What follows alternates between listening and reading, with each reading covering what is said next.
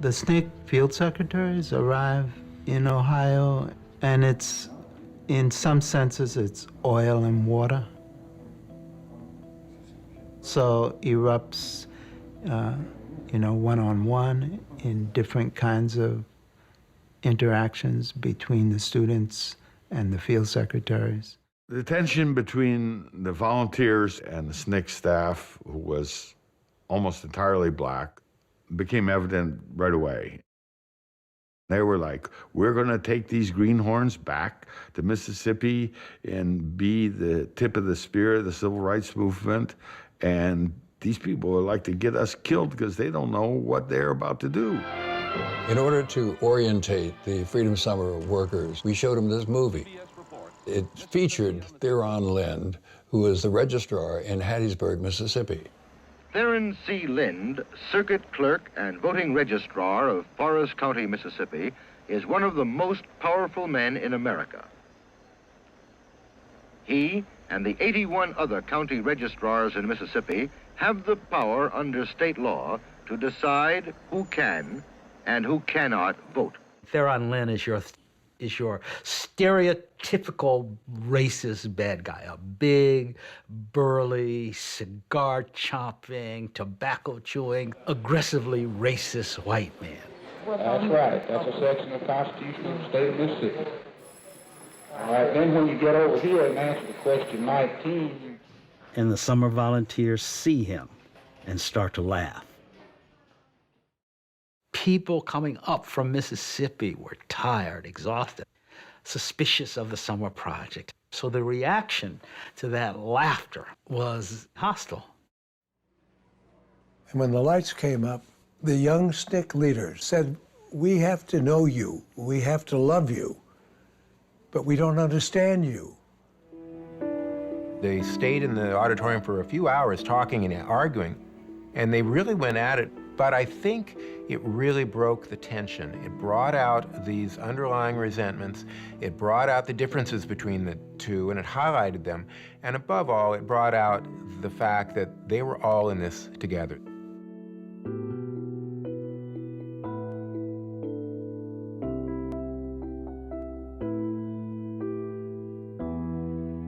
And from then on, a lot of the tension was broken, and they realized that they were really one in this, and that they were going to go down and do this together.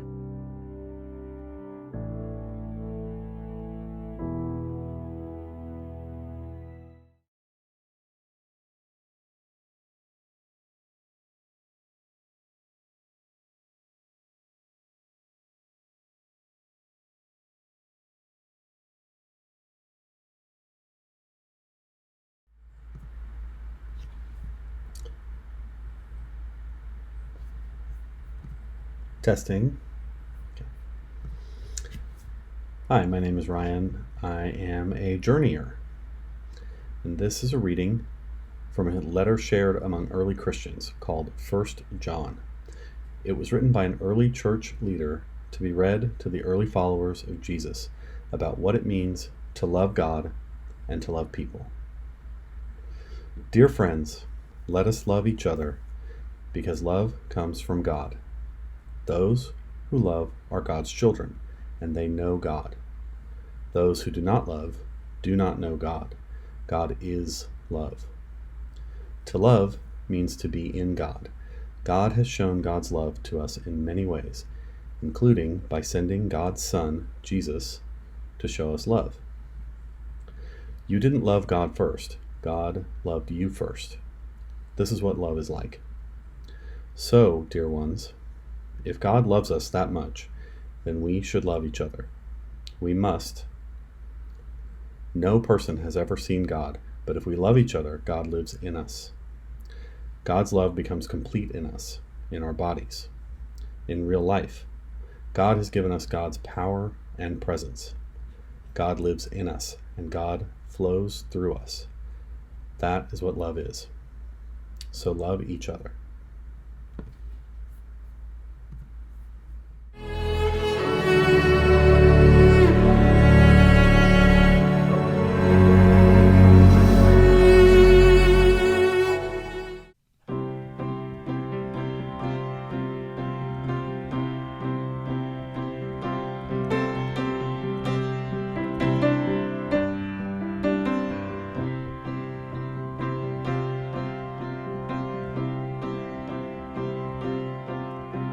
Blessings,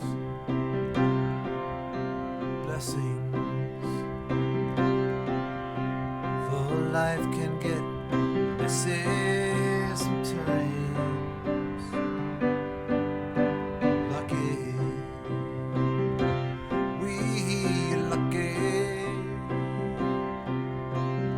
we can all see the sunshine.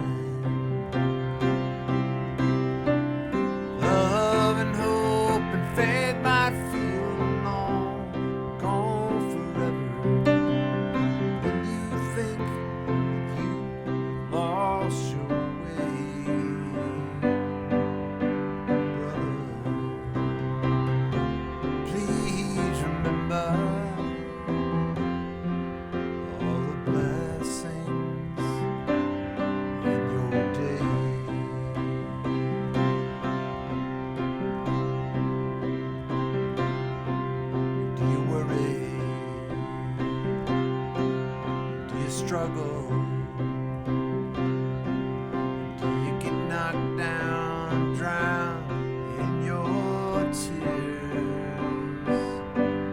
Just remember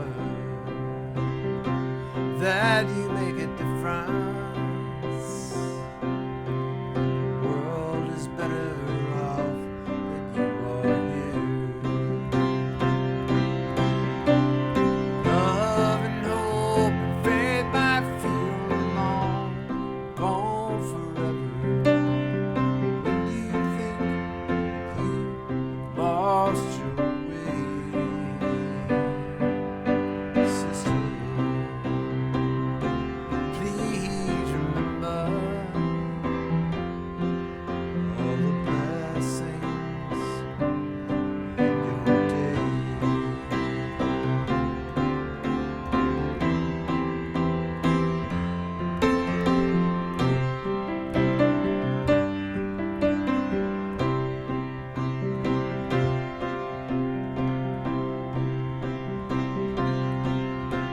Blessings, blessings,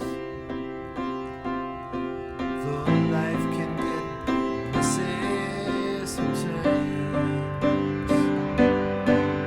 Just remember all your blessings, to tell you true that you are one of mine. All your blessings, to tell you true that you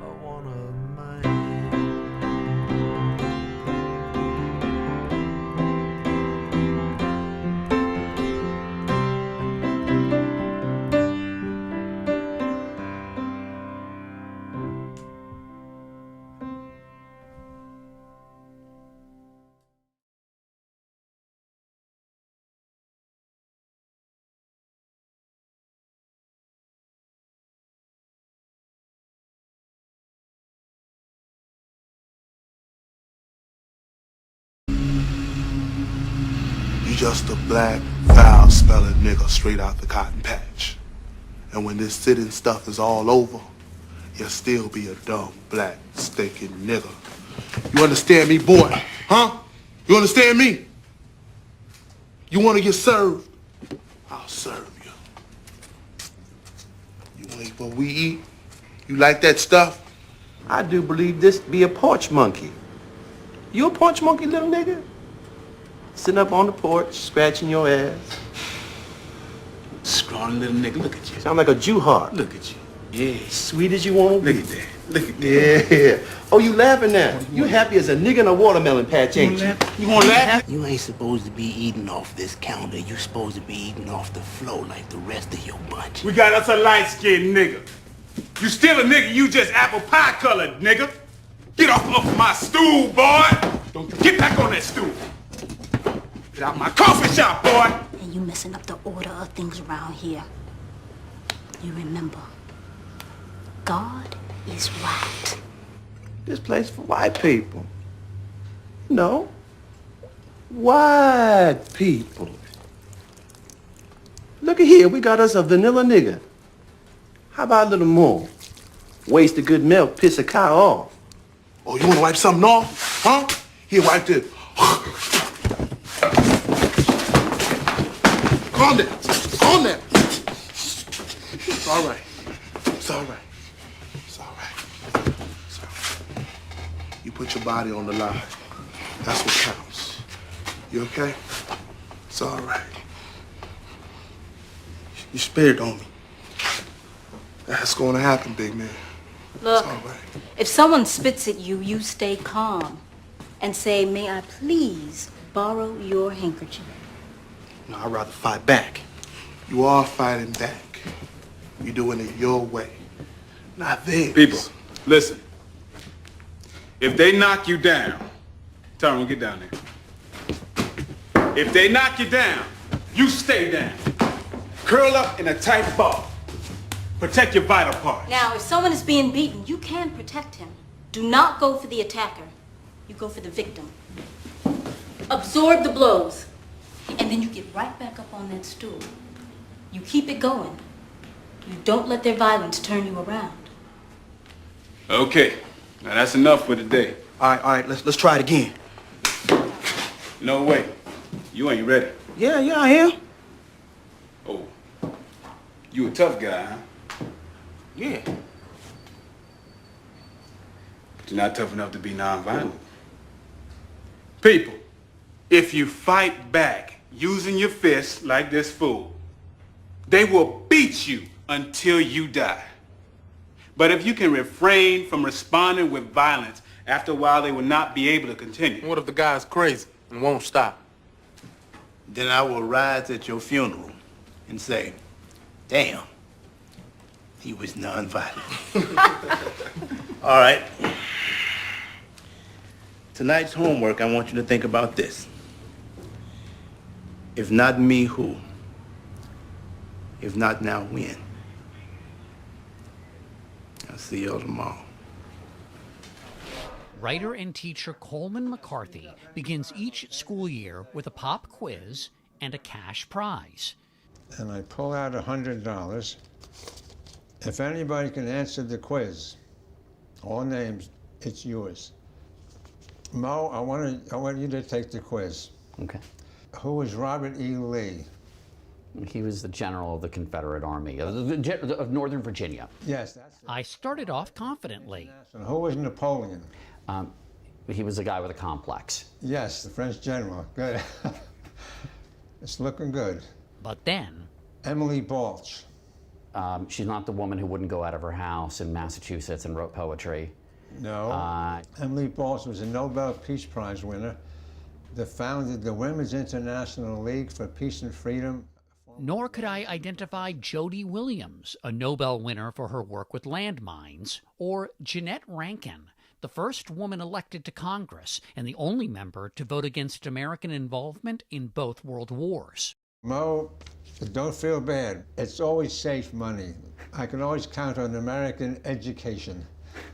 For 38 years, Coleman McCarthy has been trying to give away that $100 to the more than 30,000 high school and college students in the Washington, D.C. area who have taken his course in peace studies. A former columnist for the Washington Post, McCarthy has spent his life preaching and teaching nonviolence. And there are options to deal with conflicts in other ways. But we don't teach them the other way, so they look on people like me, well, you're one of those old 60s hippies, one of those old liberals still hanging around, aren't you? Journalism. In 1969, he began writing for the Washington Post, where he interviewed and befriended many of the 20th century's most prominent peace advocates. He brings about 20 speakers a semester to his class at Bethesda Chevy Chase High School in Maryland, where he teaches on a volunteer basis. That's right, McCarthy doesn't get paid to teach here. Guest speakers have included Nobel laureates Mered Corrigan, Mohammed Yunus, and Adolfo Perez Esquivel. And then you brought in a maintenance worker from the school. I bring in Lily Flores, who was the cleaning lady at the school, who fled El Salvador when she was 14, never went past 6th grade. Caroline Villases, Kyle Ramos, and Gabrielle Mizell were all students when we dropped in on McCarthy's class before the pandemic. How is your life going to be different after you leave here for having taken this course? So originally I was thinking of maybe going into a creative field, but now I'm looking for something more like, I guess, practical, like that where I'm actually hands-on helping people. So I'm thinking of being a social worker. Right. For me, it's kind of just installed a sense of responsibility that that I kind of need to like help other people and just help our world we're in. He also just brings out the best in people. He sees the strength in us, and he makes sure that every student knows how important they are, which is really awesome.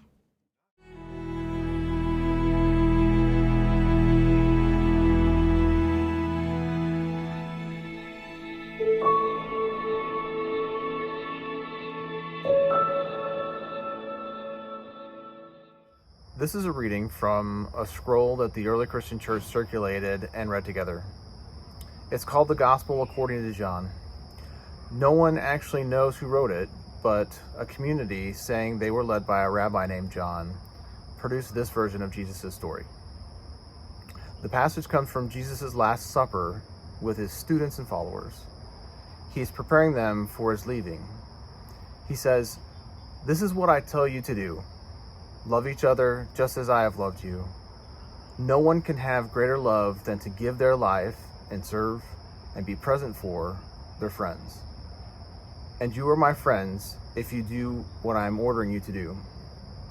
You have not chosen me, I have chosen you. I have set you apart for the work of growing good things in the world, as if you were fruit trees or grapevines. You will bear good fruit, and the world will see what God is like. And this is how that will look. You do what I'm telling you. You love each other. You may feel you don't fit in this world. Well, of course you won't. If you are following me, you don't belong to this world. It will be hard to be here, but stay strong. I am with you." Through the teachings of scholars like N.T. Wright and Walter Wink, I learned that when Jesus first uttered the phrase, "turn the other cheek," that Jesus is oddly specific. The right cheek. Okay, hang tight with me for just a second. We're gonna get all granular and weird, but I promise it matters. In order to punch someone in the right cheek, you have to use your left fist. But in that day, in Jesus' society, the left hand was only used for things considered unclean tasks, which means that for someone to be struck in the right cheek, the specific act Jesus mentions, then they have to be backhanded. A person wouldn't have used their left hand, so if Jesus is talking about getting smacked in the right cheek, he has to be talking about backhanding someone. It's just physics, okay? Stay with me here. With that knowledge, what becomes clear is that we aren't talking about a fight between equals. What we're talking about here is a backhand slap and a backhand slap was in that time and place a normal way to make your so-called inferiors remember their place. It was the way someone in a position of power, according to the rules of the world they were living in, would threaten the person underneath them. What we're talking about is systemic injustice. He was talking to his Jewish family and friends living under the rule of Roman Empire. So Jesus said, turn your cheek, because if you turn your other cheek, the oppressor can't backhand you again, physics again. And if they hit you with a closed fist, that would be, according to the rules of that day, treating you as an equal. You have put your oppressor now in a predicament. That's what Jesus tells people to do. Do something that puts the person perpetrating injustice and violence against you. Do something that puts them in an impossible situation. You hit me again, you're going to have to do it in a way that makes me your equal. In Just Jesus, Walter Wink says, even if he then orders the person flogged, the point has been irrevocably made. The oppressor has been forced against his will to regard this subordinate as an equal human being. The power person has been stripped of his power to dehumanize the other. This response, far from admonishing passivity and cowardice, is an act of defiance. How far this is from the passive reaction taught by the churches. To turn the other cheek is to demand dignity. It is to ensure that all parties involved are fully appreciative of the gravity of the situation. To passively allow demeaning behavior, to allow violence, that is not nonviolent. To do nothing about violence is not nonviolent. True nonviolence is demanding dignity. It's rising up to ensure we appreciate the gravity of our child of God, beloved stardust identity. Pacifists are not passive.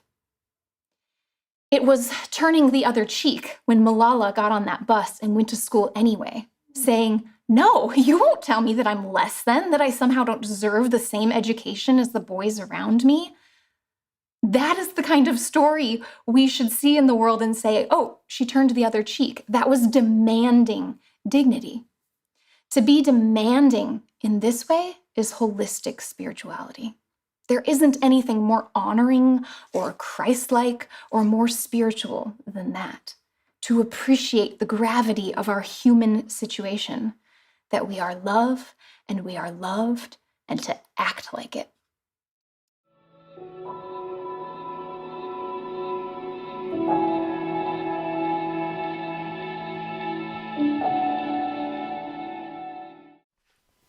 Hey, I was on a call this morning with a bunch of people who are getting together a conference I'm super excited about. It's a revival of the Solarize conferences that I first went to 2001. I think maybe I was at the first one. I don't know.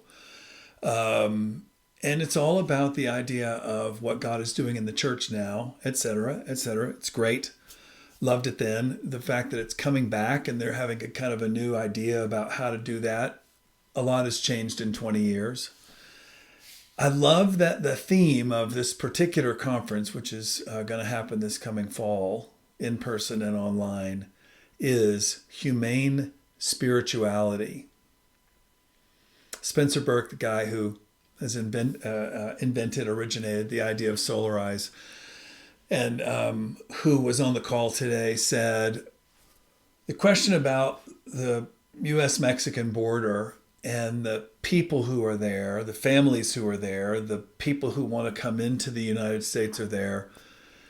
And Christians have these arguments about lots of things, about public policy, about money, about morality, about who's bad, who's good, about what should or shouldn't be done, about what a particular denominational approach is, or about what the scriptures say or don't say, or about who the president is or isn't at the moment and what we should do about that. And Spencer said, I'd like to change the question. What if the question is, what is humane, what is healing, and what is good in this situation, in every situation. What is good? And we can argue what is good is what I think is best, or the policy that I think is best, or what we should do. Start over. What is humane? Or in this particular case, for today's worship gathering, what is loving? Jesus says that everything boils down to the idea that God is love, and that we're afraid because we don't believe that. We don't believe that God is love. We believe that God is remote, or God is judgmental, or God is keeping score, or there is no God, or God's a nice idea, God is Uncle God, or whatever. God is the God that lives in the church. God is the God that lives with the saints. God is the God who whatever. Jesus keeps saying to people, no, you don't understand. God is with you. God is with me. God is here. The kingdom of God, the thing that God is doing is among us. It's within us. It's within you. I'm living it, and I want you to live it too. And after I'm not here anymore, you will do it more fully than I ever could. And it's all predicated on this one idea, that God is love, and that love heals. Well, I could stop there, but I'll say a couple more things. The First John letter that you heard an excerpt from earlier is a first century-ish letter that was circulated around early Christian groups. And it's really powerful when the author of this letter, this meditation, this pronouncement, this teaching for these groups of early Christians, when this author or these authors, whoever created this letter, book, when this person says, I want you to love each other because love comes from God, and everyone who loves, God is flowing through. Everyone who loves is, he uses this beautiful language, born of God. Everyone who loves not romantically, that's not the word that's used in this scripture. Everyone who loves transformatively, in a way that makes things different, in a way that makes things whole, in a way that makes things better, in the way that confronts what is wrong and embraces what is right, and includes who is outside and warns who is inside. All of those things that Jesus did all the time. That was his mission. This person says, if you love that way, then you are born of God, and what you're doing comes from God. And everyone who loves is enacting and incarnating and being God. Then the letter also says, and if you're not loving, God is not working through you. It's super simple. I mean, it's not simple because, of course, it's situational. And how do you know what love is supposed to be in each blah, blah, blah, blah, blah. Yeah, I get the conversation about what does love look like in this moment. But I think a lot of the time we don't have that argument. We're not talking about what does love look like. It's what do I think is best, or what I want, or what's pissed me off, or who's pissed me off, or what I think we should be doing. Or who I just don't like, or who blah, blah, blah, or just how I don't care anymore. None of those things is this thing, this love, this healing, transforming, miraculous love.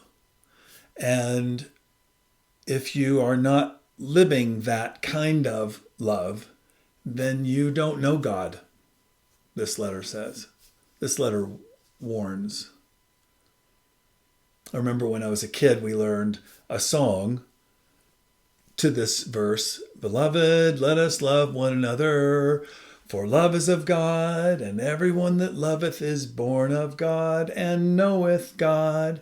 They that loveth not, knoweth not love, for God is love. Beloved, let us love one another. 1 John 4, blah, blah, blah. 7 and 8, I think. when we act out of love, we are enacting God. When we act out of compassion, when we act out of courage, when we act out of gentleness, this is not hard. I mean, it's just read any of the 4 Gospels. It's everywhere. It's all Jesus ever talks about.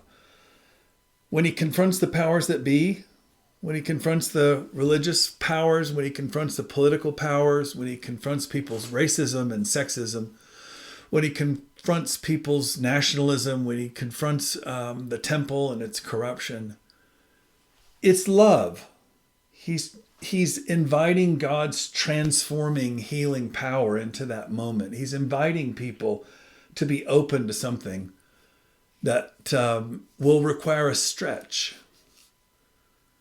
And the rest of the time, he's including the outsiders and healing those who are in pain and broken, and preaching to people to go and love their enemies and be brave and trust God and not to worry, and tell people, don't wait for the kingdom, the realm, the community of God. It's here, it's now.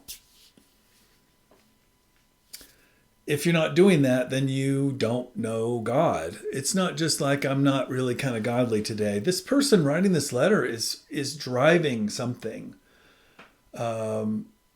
powerful as an agenda, as a platform, as an argument to these early Christians to say, when we are not acting out of this sacrificial love, when we are not acting out of being humane, God is not in us. Does that mean God doesn't love us? It doesn't talk about that. That God means that we're in trouble with God? It doesn't talk about that. Jesus says to his friends in the Gospel of John, the latest of the Gospels, the trippiest, most philosophical, strange, poetic of the Gospels, in his long multi-chapter section of the book in which Jesus is with his followers in the Last Supper, and then later that night he's going to be arrested. Next day he's going to be executed. He says to his students who were his servants, as we talked about last week when we talked about being a servant of Baal, of money, of economy, of the system, of the real world, he says, I am discharging you from your enslavement. You are no longer my servants. You are no longer my students who have to do what I tell you. We are equals now. We are friends. I mean, just think about it. Man, we've made Jesus the Lord on high, up above, blah, blah, blah. Whether, the gigantic king on the Pegasus about to swoop down and bring the army of... That Pegasus is in the... it doesn't matter. Anyway. Or we think of Jesus as the guy, in plaster or marble or on a stained glass or whatever. It's clear that to the gospel writers in the early church, Jesus is very real, and Jesus is personal, and Jesus is intensely present, even as they affirm that God is doing something strange and miraculous in Jesus as well. That Jesus is present. And when he says, now I call you equals, now I call you friends, he's not on a pedestal, and he's not made of marble, and he's not in a stained glass window. He's present and in this stuff, meat, flesh, skin. And he says, and so I'm going to give you a new commandment that transcends all the other commandments that I ever gave you. And I think that he's also indicating that it transcends all of the hundreds and hundreds of Jewish law commandments as well. Throughout his ministry, he will say, I know that the law says this, and I know that the interpreters of the law say this, and I know that the conventional wisdom around the law of Moses says this, but this is how I interpret it. This is how I want you to think about it, which is what good teachers do, right? Which is what good mentors do. So this is what you've heard. How about if you think of it this way? He says, I'm going to give you a new commandment, and it transcends, crushes, is bigger than all of the others that you've ever been told, that you've ever studied, that you've ever memorized, including all the ones that I just taught you in the last 3 years. I want you to love each other. I want you to love the world. I want you to love your enemies. I want you to love courageously. If we were all in the room together on Woodrow, I think it would be beautiful if we had everybody had a piece of paper. And when Jesus says, I want you to love, and then you fill in the blank, and you could put whatever you want. You could put somebody's name, or you could say courageously, or sacrificially, or deeply, or the best you can, or you know what I mean, whatever. And we could put them on a big pile in the middle, or we could tack them to the wall, or whatever. I think that when Jesus says, I want you to love one another, he's proposing something that is really risky. I think about turning the other cheek. I think about him saying, you do not return evil for evil, as in the training that the freedom riders and the lunch counter sitters had to endure so that they could put up with people's abuse and yet not return evil for evil, not return hatred for hatred, not return violence for violence. Whether it's Jesus or St. Francis or Martin Luther King Jr. or Gandhi or whoever else, so many of the protesters last year, I will absorb your hatred, and I will absorb your sickness, and I will absorb all of the stuff that you want me to be subject to, and I will simply take it. And I will not respond with hate.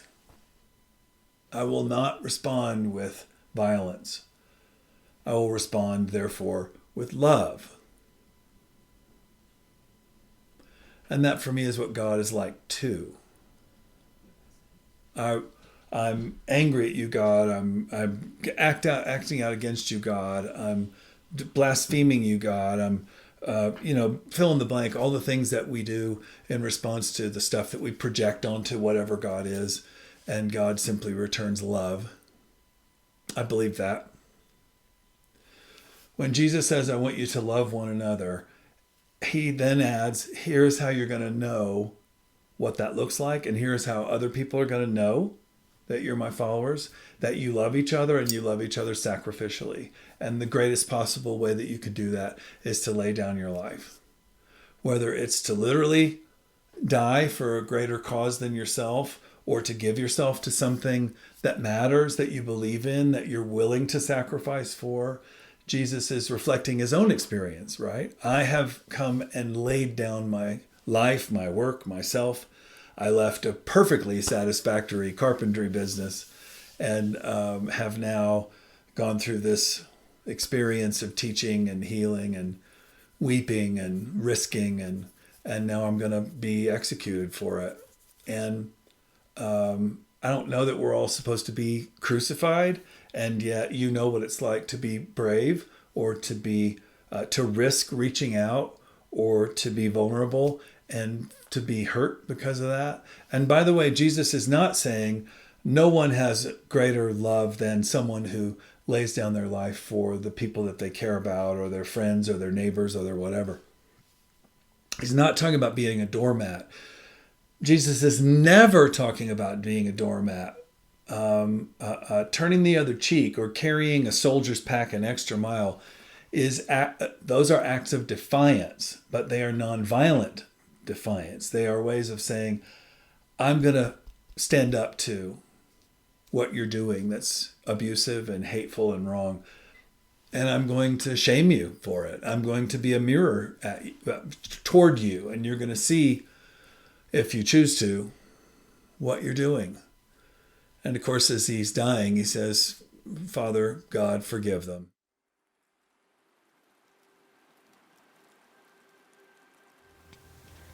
As the Father has loved me, so I have loved you. Abide in my love. If you keep my commandments, you will abide in my love, just as I have kept my Father's commandments and abide in his love.